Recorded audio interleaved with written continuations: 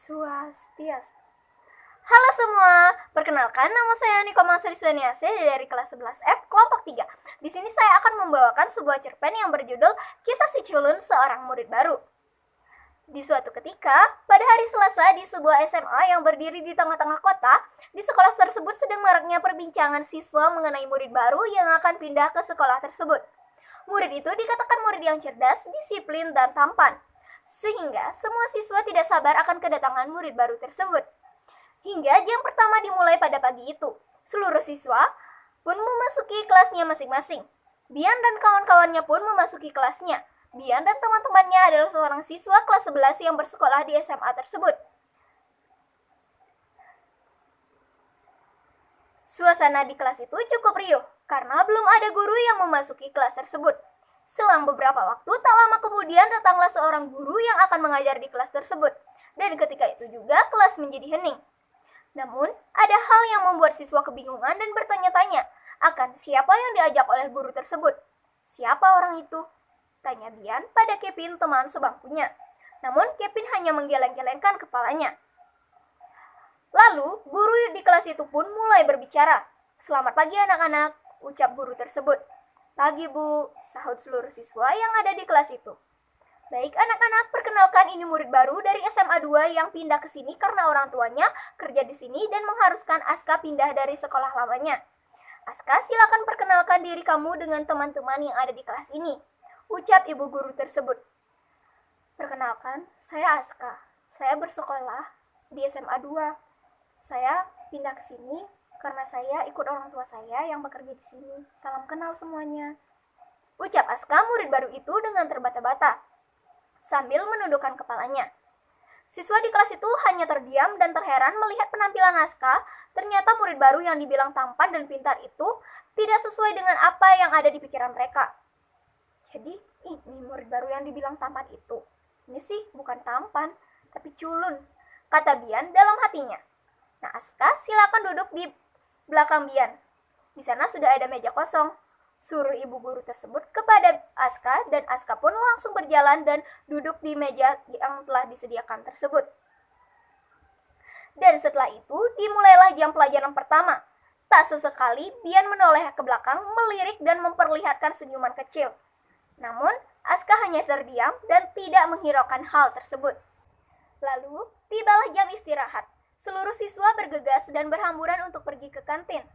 Namun, lain halnya dengan Aska yang hanya terdiam di kelas. Ia tidak pergi ke kantin karena sudah membawa bekal yang disiapkan oleh ibunya dari rumah. Tak lama kemudian, setelah Aska menghabiskan bekalnya, tiba-tiba Bian dan 3 orang temannya menghampiri Aska dan langsung duduk di atas meja tersebut.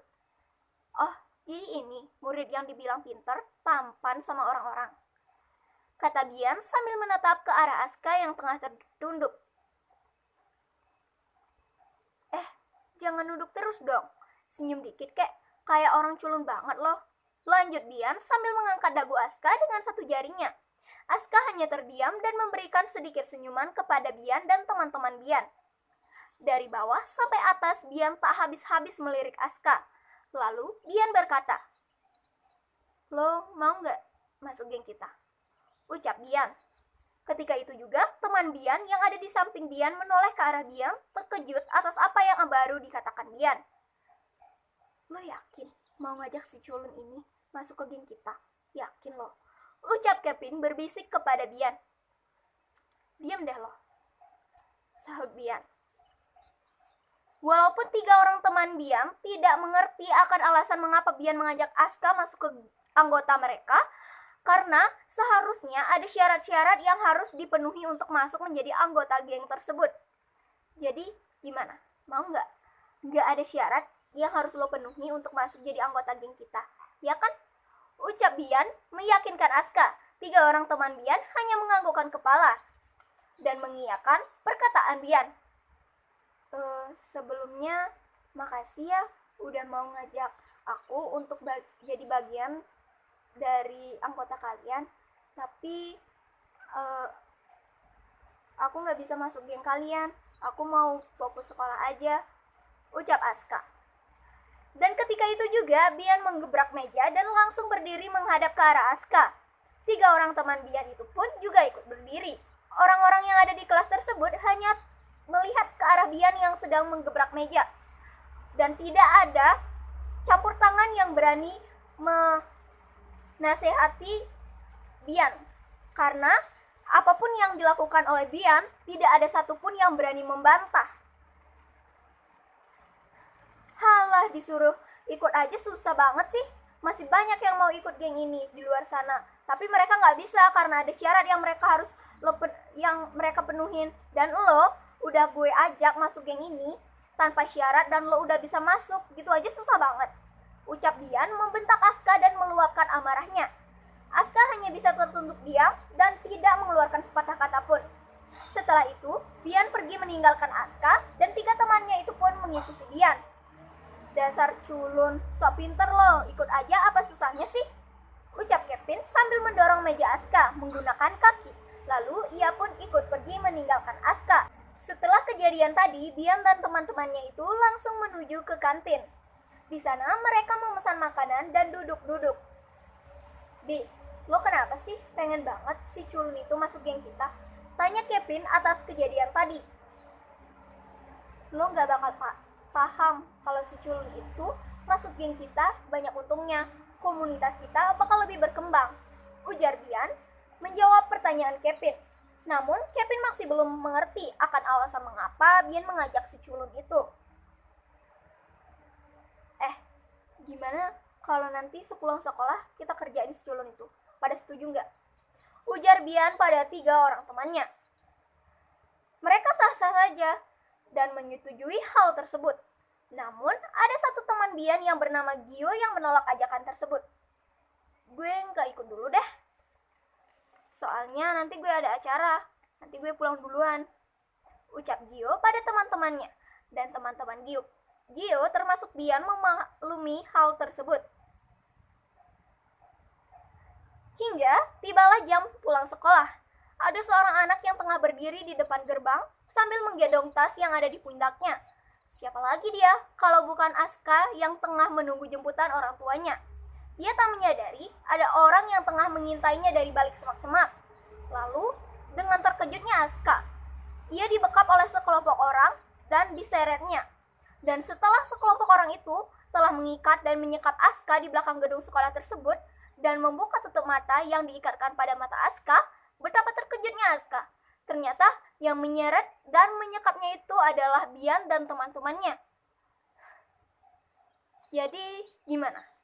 Masih mau lo nggak masuk geng kita? Ucap Bian menaikkan kakinya pada sebuah kursi sambil membawa tongkat.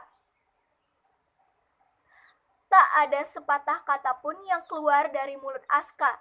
Ia hanya terdiam dan tertunduk lemas sambil meneteskan air mata. Kok lo malah diem sih? Budak ya? Ucap Bian sambil menendang tubuh Aska. Namun sama saja tidak ada kata yang keluar dari mulut Aska. Ia hanya terdiam. Kalau kayak gini, hajar aja gak sih? Ucap Olen, salah satu dari teman Bian selain Kevin. Dan tanpa basa-basi, Bian dan 2 orang temannya langsung mengajar Aska dan menyumpal mulut Aska menggunakan kertas. Lalu dilanjutkan dengan tendangan dari teman-teman Bian dan pukulan tongkat dari 3 orang itu. Makanya, jangan sok pinter deh lo, baru jadi murid baru aja belagu. Ucap Bian sambil memegang rahang pipi Aska. Setelah Aska terkapar lemas, mereka bertiga pergi meninggalkan Aska dari tempat tersebut. Lalu, tanpa disadari, dari kejauhan ada yang sedang memantau perlakuan Bian dan 2 orang temannya kepada Aska. Dan ia langsung menghampiri Aska yang sudah terkapar lemas. Gio, ucap Aska merintih kesakitan. Sambil melihat Gio membantu Aska melepaskan ikatan tali yang ada di tubuhnya. Parah sih ini, lo harus segera dibawa ke rumah sakit, ucap Gio. Dan tanpa basa-basi lagi, Gio bergegas untuk membawa Aska pergi ke rumah sakit tanpa sepengetahuan Bian dan 2 orang temannya. Lalu, Gio bertindak untuk menelpon kedua orang tua Aska. Gio bertindak seperti itu karena sudah muak atas apa yang telah diperbuat oleh temannya. Ia juga sudah lelah mendapat hukuman.